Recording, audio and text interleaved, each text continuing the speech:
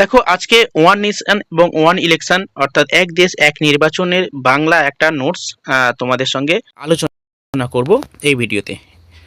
দেখো একসঙ্গে ইংলিশ এবং বাংলা একসঙ্গে রয়েছে আগের ভিডিওতে, সঙ্গে এর সঙ্গে আমি অ্যাড করে দিচ্ছি, ওকে দেখে নেবে। দেখো এক দেশ এক নির্বাচন ধারণাটি একটি নীতিগত প্রস্তাব যা ভারতের কেন্দ্রীয় এবং রাজ্য নির্বাচনগুলি একই সঙ্গে পরিচালনার বিষয়ে আলোচনা করে। এর মূল লক্ষ্য হচ্ছে নির্বাচন পরিচালনার প্রক্রিয়া, সময় এবং অর্থ এবং সম্পদের সাশ্রয় করা। অর্থাৎ আমাদের যে ভারতবর্ষের সারা ভারতবর্ষব্যাপী একটি নির্বাচন একই সঙ্গে নির্বাচিত হবে। একটা হচ্ছে কেন্দ্রীয় এবং রাজ্য নির্বাচন, যেটা একই সঙ্গে পরিচালিত হওয়ার বিষয়ে আলোচনা হয়েছে। এর মূল লক্ষ্য কি? প্রথমেই বলা দেওয়া হয়েছে যে প্রথম মূল লক্ষ্য হচ্ছে সময় এবং অর্থ এবং সম্পদের সাশ্রয় করা, এটা হচ্ছে মূল লক্ষ্য।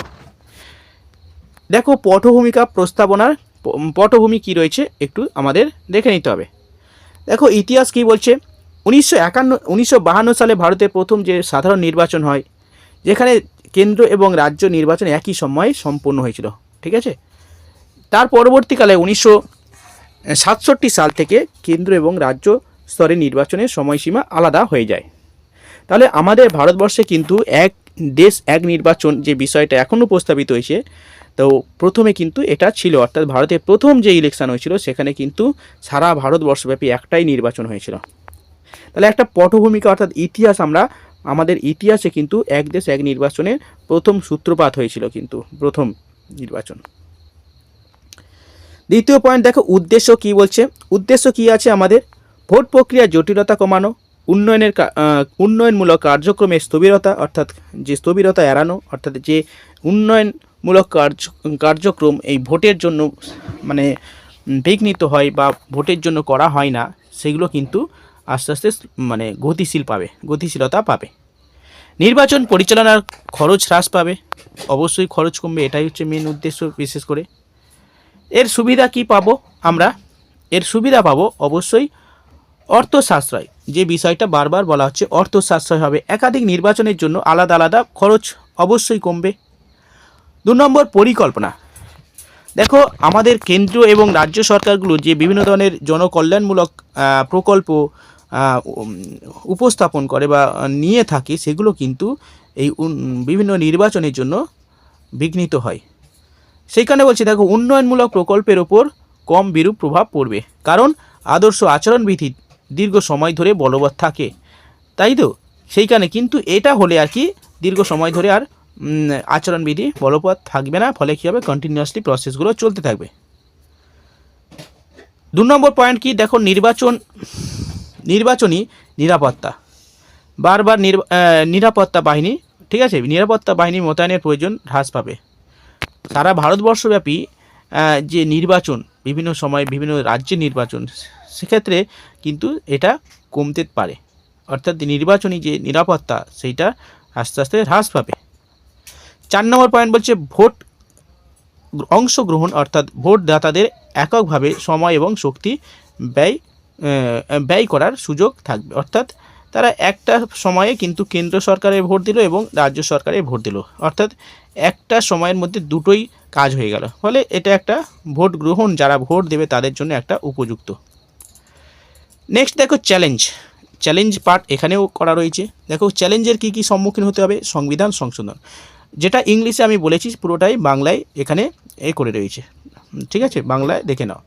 কেন্দ্র এবং রাজ্যের মেয়াদ একই সময়ে শেষ করার জন্য সংবিধান সংশোধন প্রয়োজন। অবশ্যই সংবিধান সংশোধন প্রয়োজন, কারণ কেন্দ্র এবং রাজ্য সরকারের যে নির্বাচনের যে সময় একই সময় শেষ করার জন্য সংবিধান সংশোধন অবশ্যই প্রয়োজন, প্রথম পয়েন্টটা। দ্বিতীয় পয়েন্ট দেখো রাজনৈতিক সমর্থন। বিভিন্ন রাজনৈতিক দল এই প্রস্তাবের ভিন্ন মত পোষণ করে। যারা বিরোধী দল তারা বিরোধিতা করবে, অবশ্যই বিভিন্ন দিক থেকে তাদের ডিসঅ্যাডভান্টেজের ব্যাপার থাকবে, সেইখানে তারা বিরোধিতা করবে অবশ্যই।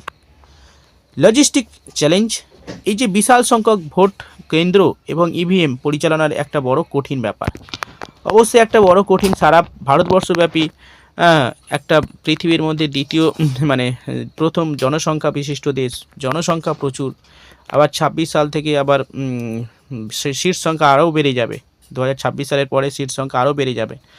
তাই না? সেটা বলা হয়েছে সংবিধানে বলা রয়েছে 26 পর্যন্ত এই সিট সংখ্যা এতগুলো থাকবে। যেমন পশ্চিমবঙ্গে 42টা আসন রয়েছে, কিন্তু 26-এর পরে আরও বেড়ে যাবে, পপুলেশন বাড়ছে, সিট সংখ্যাও বাড়বে।